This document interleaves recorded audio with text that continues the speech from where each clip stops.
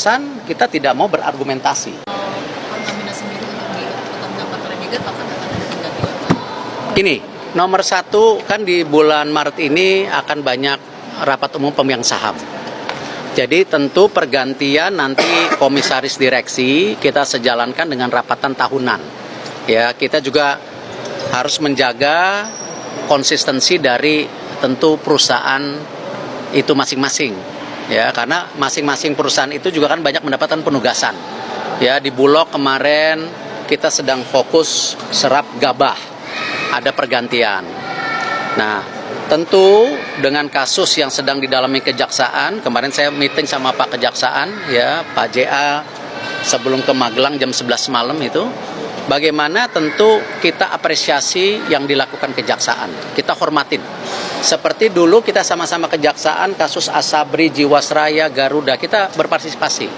Yang penting, kalau sama dulu juga yang Garuda, jangan sampai nanti ada kasus yang sama, akhirnya Garudanya bangkrut, tidak bisa terbang. Nah, kalau teman-teman ingat dulu, kalau sampai restrukturisasi itu gagal, ya jangan bicara tiket turun hari ini, jumlah pesawatnya tidak ada. Nah, waktu itu penyelamatan Garuda juga memastikan Garuda tetap terbang lebih baik. Ya, terbukti hari ini lebih baik. Nah, sama di Pertamina sendiri, tentu kita akan review total. Seperti apa nanti bisa perbaikan-perbaikan yang kita lakukan ke depannya. Ya, banyak yang bicara bagaimana peran SKK Migas, bagaimana peran Menteri SDM, bagaimana Menteri BUMN, bagaimana juga lain-lain. Nah, ini yang kita konsolidasikan, kita harus berikan solusi. Seperti yang Pak Presiden selalu bilang, antara menteri ini berkomunikasi. Dan insya Allah saya sama Pak Bahlil bisa kasih solusi ini. Ya, dan kita sama-sama petakan mana yang kita bisa lebih efisiensikan. Ya, ini ada holding, ada subholding. Seperti apa kita review. Ya, apakah ini mungkin ada 1-2 perusahaan yang harus dimergerkan supaya nanti antara kilang dan Patra Niaga tidak ada exchange penjualan, ya kita review, nggak apa-apa. Ini kan bagian dari improvisasi. Tetapi kalau kita lihat kondisi Pertamina keuangannya dulu dan sekarang itu jauh lebih baik, pelayanannya lebih baik. Nah, apakah ada kasus-kasus? Saya rasa sama. ASDP juga ada kasus, ya. Tapi jangan sampai persepsinya bahwa ketika ada oknum, ada individu, akhirnya seluruh korporasinya itu dibilang tidak baik. Kita harus jaga loh. Karena banyak sekali penugasan yang dilakukan tentu pemerintah kepada BUMN yang selama ini improvisasinya luar biasa. Nah, ini yang kita jaga. Pak, sudah ada koordinasi Pak dengan Pak Bahlil Pak untuk yang katanya untuk memaksimalkan hasil minyak mentah di dalam negeri. Sudah nanti kan kemarin sama Pak Bahlil itu sama Bu Menkyu, mungkin teman-teman media pernah ingat kita sudah mulai rapat RUPTL yang listrik. Ya, waktu itu ingat kan? Nah, sekarang kan kita juga Kementerian BUMN mengusulkan juga rencana untuk minyak dan gas. Karena supaya seperti listrik juga. Jadi prediksi 10-15 tahun lagi untuk investasi listrik tentu terbarukan bisa kita mulai dari sekarang. Karena kalau dulu misalnya investasi dengan power plant batu bara itu mungkin 4 tahun jadi. Tapi kalau dengan tenaga air itu perlu 8 tahun. Tenaga nuklir saya nggak pengalaman, saya nggak bisa ngomong. Saya yakin lebih dari 8 tahun, mungkin ya saya nggak tahu. Nah, sama untuk rencana migas ini tentu ada Donggi Senoro akan habis tahun 2027 atau 28. Itu seperti apa? Investasi Inpex yang sudah lama terbengkalai seperti apa?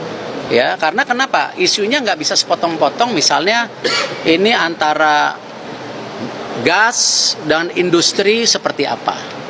Nah, justru kenapa Bapak Presiden kemarin melakukan pertemuan kementerian di Magelang, atau kemarin gubernur dan wali kota bupati di Magelang, ini sama. Ini bagian konsolidasi. Dan kita harus apresiasi itu. Jadi ya, kalau ditanya apakah sudah bertemu dengan Pak Bahlil, ya sudah. Ini kita lagi dorong RUPTL digetok, baru rencana untuk minyak gasnya yang kita akan dorong juga. Pak, dan kasus korupsi ini kan Kenapa? Ya enggak, kalau kecolongan ya kembali. Kita selama 5 tahun ini kan sudah memperbaikan sistemnya. Bayangkan, laporan keuangan transparan. Kita juga mengkoreksi diri kita sendiri melaporkan kasus-kasus korupsi. Ya, tentu pasti ada. Ya, dinamika itu ada.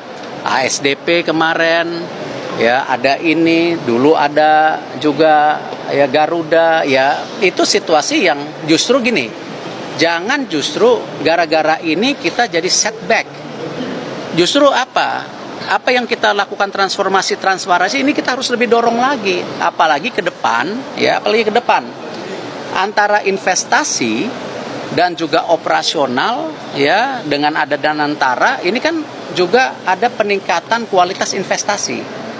Kan, mohon maaf misalnya, dulu yang namanya investasi BUMN itu tidak pernah didiskusikan, karena saya nggak punya power itu. Ini bukan ngebela diri ya, ini nggak punya power itu. Tapi dengan lahirnya undang-undang, nanti semua investasi itu ada komite investasinya. Itu sebuah langkah yang maju loh. Kalau dulu saya lihat satu-satu, ya. Tapi kan ingat dong, Menteri BUMN kan nggak day to day. Yang day to day itu kan ya direksi dan komisaris. Nah, artinya dengan ada komite investasi nanti seluruh usulan investasi ya atau pengembangan yang menggunakan uang besar itu ada komitenya. Nah, ini kan improve. Nah, lalu juga masalah operasional korporasi dan penugasan. Dengan ada undang-undang yang baru, penugasan tetap saya ya cek dan bahkan periksa. Tapi operasional kita bisa pantau sekarang. Jadi ini saya rasa solusi yang bagus gitu. Nah, ini improve yang harus kita lihat secara optimis, jangan justru ini jadi setback ya. Koreksi yang terjadi dengan penegakan hukum yang sekarang didorong oleh Pak Prabowo ya harus kita sangat support. Nah, efisiensi yang beliau lakukan harus sangat support. Nah, tinggal kita ya dari kementerian mesti mengadjust ya hal-hal yang memang perlu dilakukan seperti itu. Pak Erik izin Pak, dengan adanya kasus Pertamina dan Bapak kan rencana mereview total Pertamina Pak. Apakah dalam review total itu mencakup juga bagaimana memulihkan kepercayaan masyarakat terhadap produk Pertamina Pak? Ya gini, pasti.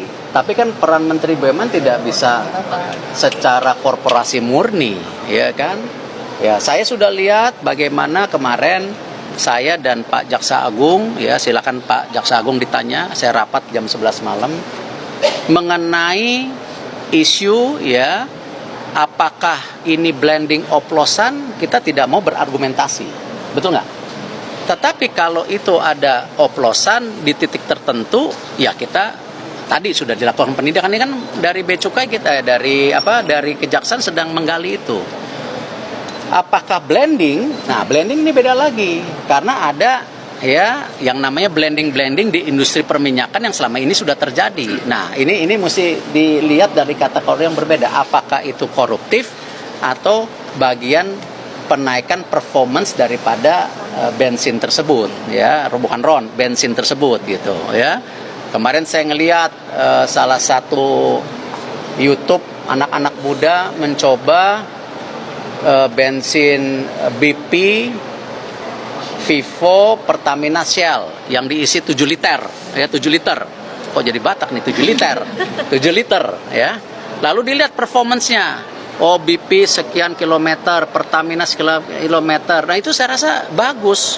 Karena itu bagian dari introspeksi dari masyarakat ya, kenapa dari 4 percobaan ya ada yang nomor 4, ada yang nomor 3, ya ada yang nomor 2, ya itu kita bagian dari competitiveness. Nah, apakah campurannya lebih bagus? Saya nggak tahu, saya bukan ahlinya ya, tapi saya rasa dengan era keterbukaan ini ya interaksi yang terjadi sangat positif karena ya ini market yang free ya. Sama pom bensin itu juga kita harus jaga. Kenapa? Tidak semua pom bensin milik Pertamina. Semua mayoritas pom bensin itu milik UMKM, swasta. Nah, itu kita harus jaga juga. Nah, ini yang sama-sama kalau kita membenahin sesuatu jangan dengan emosi, tuduh-menuduh. Kita mendingan jabarkan landscape-nya. Ya, maksudnya landscape-nya kayak airport. Bangun 14T karena kurang. Nah, gitu. Kalau kita cuman emosi Ya cuman berpikir bangun-bangun tanpa evaluasi, ternyata hari ini perlunya cuma 1 triliun. Nah gitu, ini sama. Jadi apakah Pertamina, apakah tentu Garuda, Asabri, Jiwasraya, ya itu kita harus lihat perspektifnya secara menyeluruh, nggak bisa hanya di satu isu. Ya, banyak isu lain yang harus digarap gitu. Contoh, saya sama Pak Menhub, ya Pak Presiden bicara, bisa nggak yang namanya kapal dibuat di Indonesia? Nah ini kita langsung konsolidasi. Kita itu ada PT DOK Surabaya, ada apa yang bagian kapal-kapal lah. Itu ada 3, kondisinya sakit. Nah ini di merger aja, ngapain punya 3 BUMN yang ngurusin perbaikan kapal segala. Nah dengan undang-undang BUMN yang baru, proses merger menutup itu yang tadinya harus approval banyak menteri, sekarang nggak perlu lagi. Yang tadinya contoh menutup PT PANN yang waktu saya jadi menteri di RDP pertama Komisi 6, saya ditanya, Pak ini PT PANN kenapa minta suntikan PMN? Saya nggak tahu, saya baru duduk. Tetapi setelah saya review, PT PANN itu lebih kepada pendanaan untuk perkapalan. Ya, salah satunya dulu ada juga pendanaan pelita kalau nggak salah. Pelita atau apa ya? Leasing pesawat. Bukan, leasing pesawat dulu apa ya? Yang Buraq. Bangkrut, Buraq atau apa gitu. Nah, tapi setelah saya gali, bisnisnya 3 hotel. Nah, itu yang kita perbaikin. Nah, tapi tahu nggak PANN itu tutupnya baru kapan? Baru kemarin. Ke periode kedua saya baru, barang ini jadi juga ke sini baru saya teken. Prosesnya panjang sekali nutup. Nah, dengan undang-undang BUMN ini sekarang kita bisa menutup lebih cepat. Ya, merger, Pelindo, ASDP, ya, apa semua bisa lebih cepat. Nah, ini hal-hal yang saya rasa positif.